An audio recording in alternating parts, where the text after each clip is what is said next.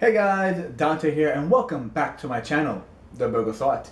And welcome to another episode of Quick Vids where I show you how to make something cool in a short amount of time. We're going to do a different layout here for the video, so things might look odd compared to previous installments, but I think from now on this might work pretty well. Essentially, we're going to first of all have a timer. Once the video starts at the portion in which I'm explaining how the project works, that's when we actually start counting down. But what is the project for today? Well, today I want to do a map. You see, I've had ideas for various worlds and universes that I've been writing down for many years, and many times I try to design a map. I sometimes use old style maps where the mountains and the trees are actually drawn on the map. Sometimes I do more modern maps where everything is more of a top-down view, and it just never seems to work. So I decided to try something completely different, and I'm making this. This is a topographical map. In other words, it's an actual three-dimensional map with all the layers that indicate the scale of what I'm trying to achieve. So we're going to make this today based on a series I've had in my head since I was in 4th grade. This is simply called The Island.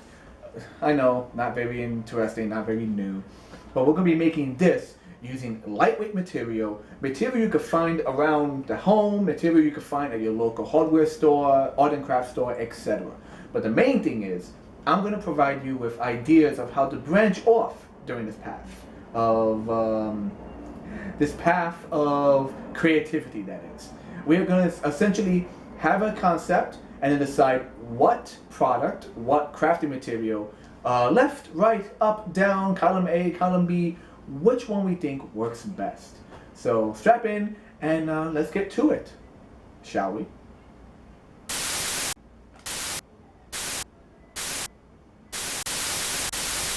With any project, you first need your layout, your template, your map to make your map. Here's my original attempt at making this in a rough acrylic and pencil sketch, which I would then later on change into this. So this right here is a layout of all the different topographical levels we'll be using for this map. Now that we're here, let's talk about what we're going to use for the understructure. I want this to be a lightweight project, so you have two options. One, a insulation foam, or two, expandable foam. Now I went for insulation foam because, as you can see, I pulled out my brand new wire cutter, which I am very unskilled at using. Sadly, I had to actually cut this into numerous pieces because of the scale of my wire cutter. Now, the reason why I used insulation foam for this project is because with the wire cutter, you're able to get more defined shapes. Now, if you use expandable foam, which you can pick up at any hardware store, you get a nice large mass, but you can't really control where it goes. So you have to then rely a lot on cutting back all the individual pieces, even more so. Now this part is time consuming, but it's best to get it as close as you can to what you're aiming for. So here you can see I broke it down into all the different levels, once again using my original template, ranging from essentially everything that's at ocean level to things that are just above that, to higher and higher, until you have a general layout, a puzzle piece, if you will, for everything you need. When using insulation foam, it's best to make sure you know exactly what kind of glue to use. I use these products, such as simple tacky glue and spray 77. Do not use contact cement, which I actually forgot about, because contact cement is good for EVA foam, but for insulation foam, it melts right through it. Once you're ready to get into the shaping part of the project, you can use a number of tools. X-Acto knives, box cutters, hard sanders, or if you have a portable wire cutter, that'll be just as good.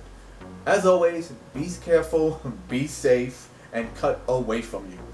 Right now, we're not trying to get exact shapes. We just want to make sure everything's smooth and cohesive from one piece to the other. Remember, this is a natural landscape we're making, not something that's meant to be angular and geometric.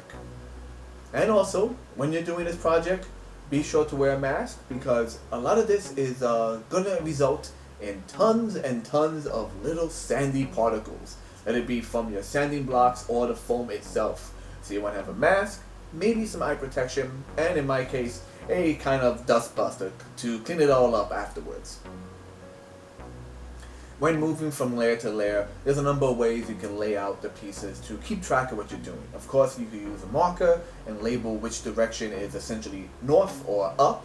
You can also number them to make sure you know which layer goes where. And in my case, I went ahead and used the original template and just kind of poked holes right through the paper to give me a layout of where each piece had to rest on the last.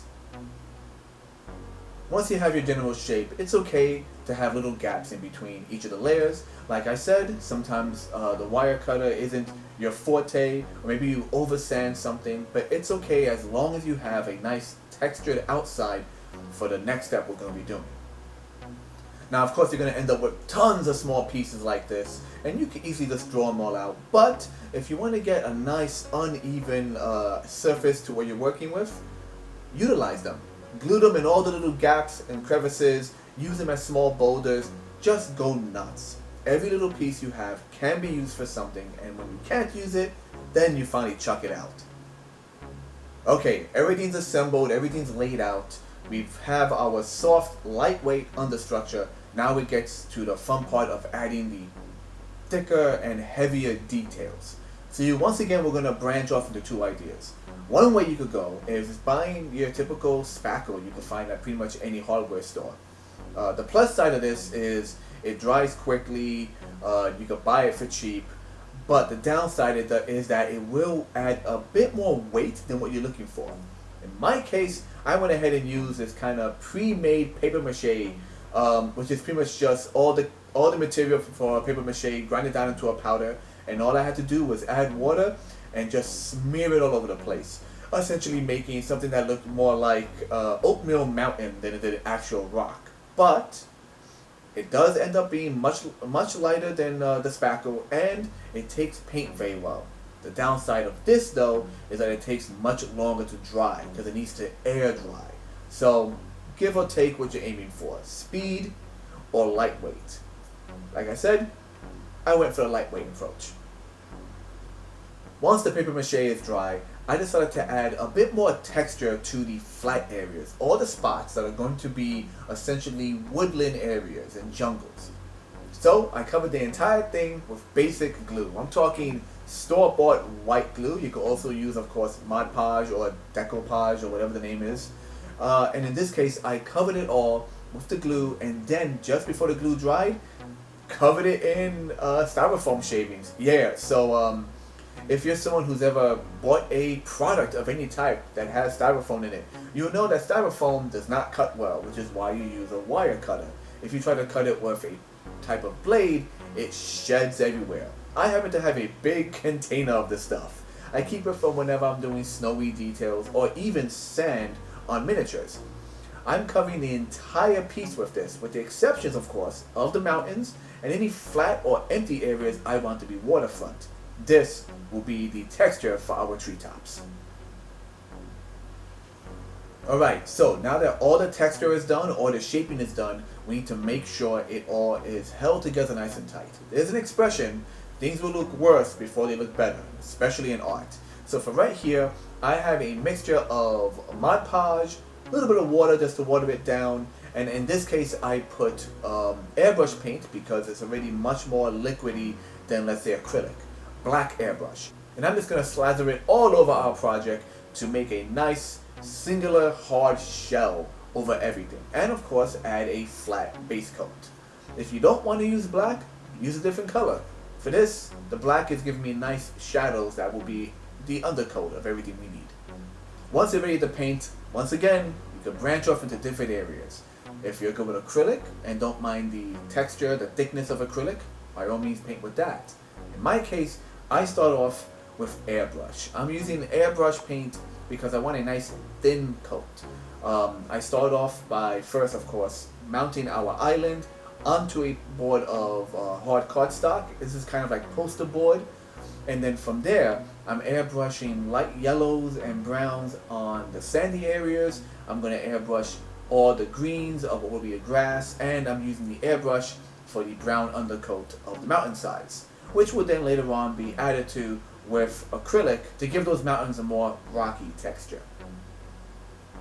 Also, with the use of the acrylic paint, I took a really thin brush and did all the line work for all of my lakes and rivers. And as they reached into the open ocean, I used that same paint to add depth. Basically light blue by the shorelines and a more darker, deeper bluish purple as you get towards the edges to indicate deep ocean. Just for a nice effect, I also took a gloss medium and painted over all of the ocean areas just to give it that nice shine, as if the sunlight's bouncing off of the open sea. Okay, so now we're at the final stretch, and one of my favorite parts. Now remember, I mentioned earlier that you might want to wear a mask or some eye protection, but for this part, you definitely do. We are going to do flocking, which essentially just means we're going to add a kind of grass texture to it. Now, once again, there's different ways to add textures, from the paper mache to gluing down pieces of styrofoam, and yes, there are types of flocking that are made for treetops. But for this, I have this big container of grass, so why not use it? First, you want to cover all the areas, with the exception of the lakes, that is going to take the flocking, which is another reason why I want to pre-paint all of the forest areas green. In case I miss a spot, there's already a green undercoat. Once everything's fully painted, simply take your flocking and gently sprinkle it. There's different ways to do it. People have containers that kind of spread it the way one spreads sugar over cookies, powdered sugar that is. But in my case, I just went ahead and used my bare hands, as you can see right here. It's also good to keep a large piece of paper or something beneath it. Kind of hard to see here, but there's a big brown sheet of craft paper beneath this. And that way you can then flip it over, give it a shake after you let it dry for a minute or two, and then also recollect all of that loose pieces. You might need to do that several times as the glue dries and seeps into the flocking, just to make sure there's no looseness afterwards. So that's that. Let's see how our timer looks. Not bad. We could probably shorten it even more for future installments. But here is the final product.